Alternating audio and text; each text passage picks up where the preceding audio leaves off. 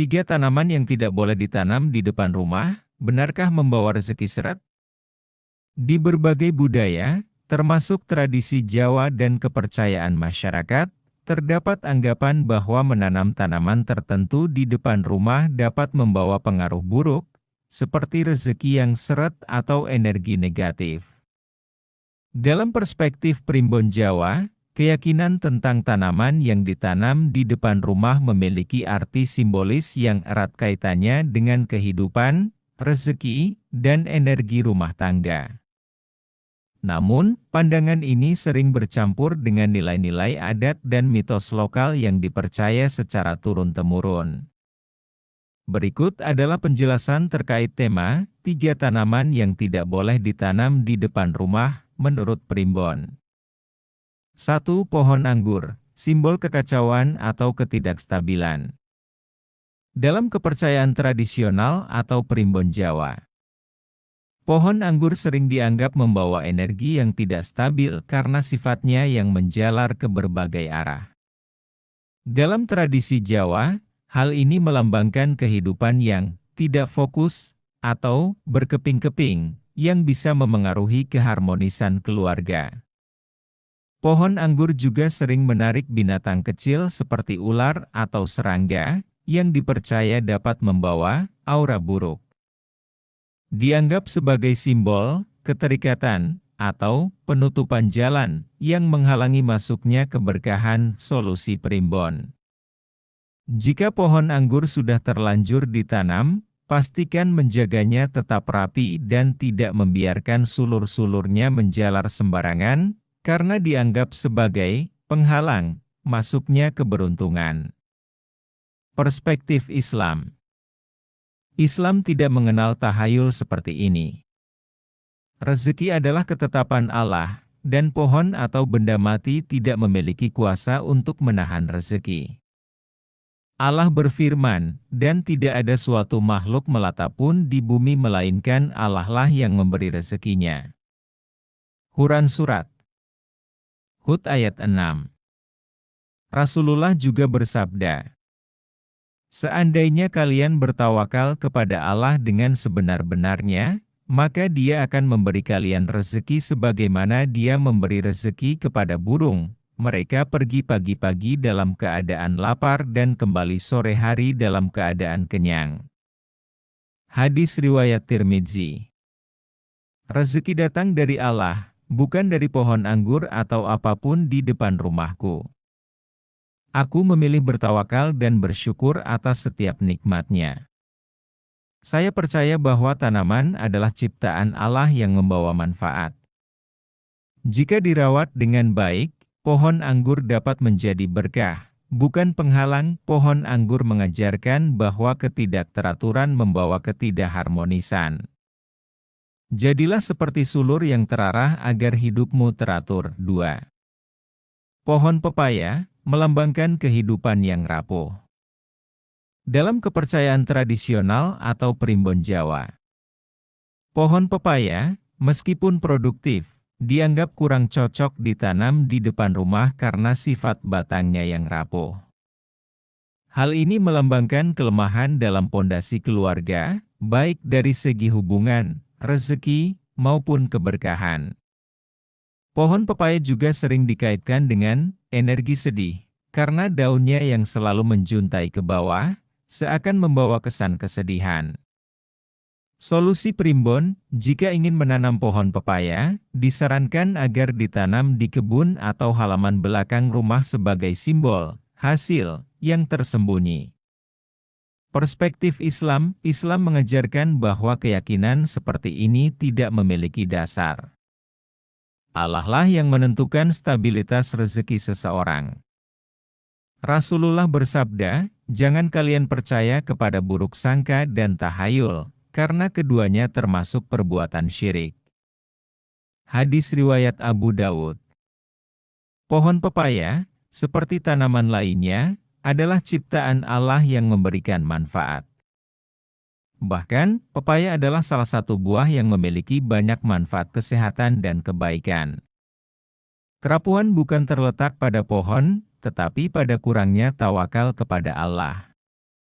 Aku memilih untuk berikhtiar dan menyerahkan hasilnya kepada Allah. Saya percaya bahwa setiap tanaman memiliki manfaatnya masing-masing.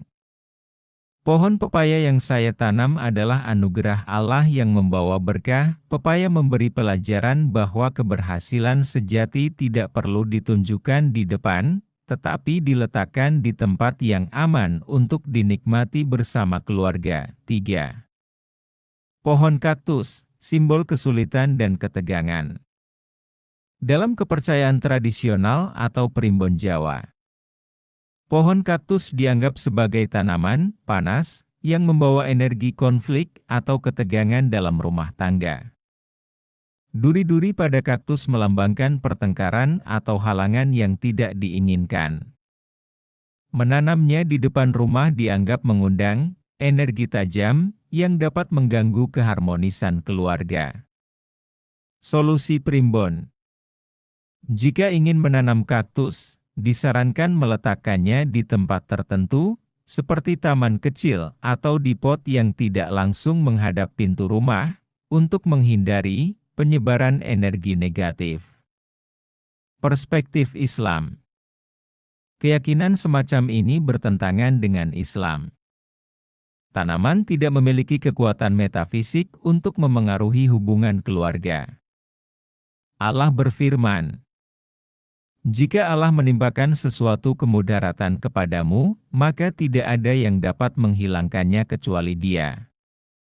Quran Surat Al-An'am, ayat 17. Islam justru mengajarkan untuk melihat tanaman sebagai makhluk Allah yang penuh manfaat.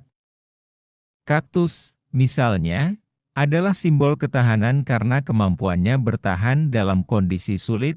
Hubungan keluarga bergantung pada keimanan dan komunikasi yang baik, bukan pada pohon di depan rumahku. Saya percaya bahwa pohon kaktus adalah ciptaan Allah yang menunjukkan keindahan dan kekuatan alam. Kaktus mengajarkan bahwa ketahanan itu penting.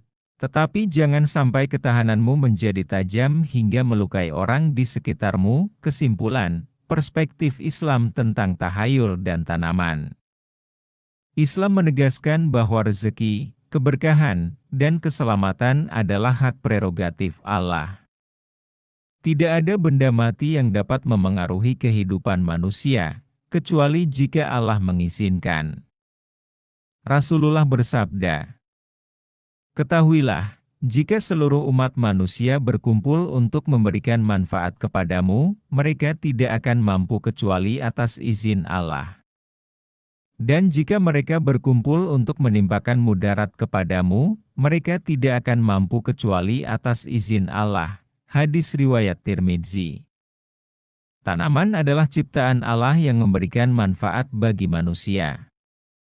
Menanam pohon dengan niat baik dan merawatnya adalah bagian dari ibadah. Sebagaimana sabda Rasulullah, jika seorang muslim menanam pohon atau tanaman, lalu ada burung, manusia, atau hewan memakannya, maka itu akan dihitung sebagai sedekah baginya. Hadis riwayat Bukhari dan Muslim. Pandangan Islam terhadap tradisi Jawa, sebagai seorang muslim, penting untuk memahami bahwa tradisi seperti ini tidak boleh diyakini sepenuhnya jika bertentangan dengan syariat Islam. Dalam Islam, rezeki, keberuntungan, atau keharmonisan rumah tangga hanya bergantung kepada Allah. Allah berfirman, "Sesungguhnya Allah tidak akan mengubah keadaan suatu kaum sehingga mereka mengubah keadaan yang ada pada diri mereka sendiri." Quran Surat Ar-Ra'd ayat 11.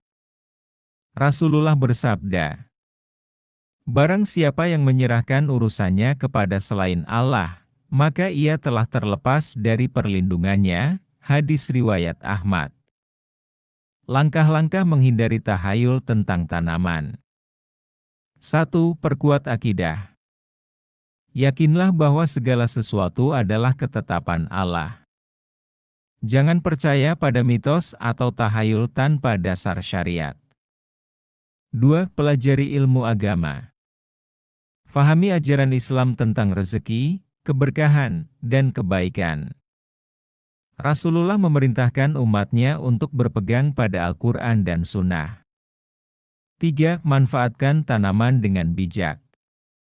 Gunakan setiap tanaman sebagai sarana untuk memberikan manfaat, seperti berteduh, mendapatkan buah, atau memperindah rumah. 4. Perbanyak zikir dan doa. Mohonlah kepada Allah agar diberi keberkahan di rumah dan keluarga. Sebagaimana doa Rasulullah, "Ya Allah, jadikanlah rumah kami sebagai tempat yang penuh berkah dan rahmat." Penutup, dalam primbon Jawa, pohon anggur, pepaya, dan kaktus dianggap memiliki simbol energi tertentu yang dapat memengaruhi rumah tangga. Segala mitos yang mengaitkan tanaman tertentu dengan rezeki atau nasib buruk adalah keyakinan yang harus ditinggalkan. Islam menuntun kita untuk percaya pada Allah, melakukan amal saleh, dan menjauhi tahayul. Keberkahan hidup bukan berasal dari pohon di depan rumah, melainkan dari iman, amal, dan doa kepada Allah. Dalam Islam, tanaman tidak memiliki kekuatan mistis apapun.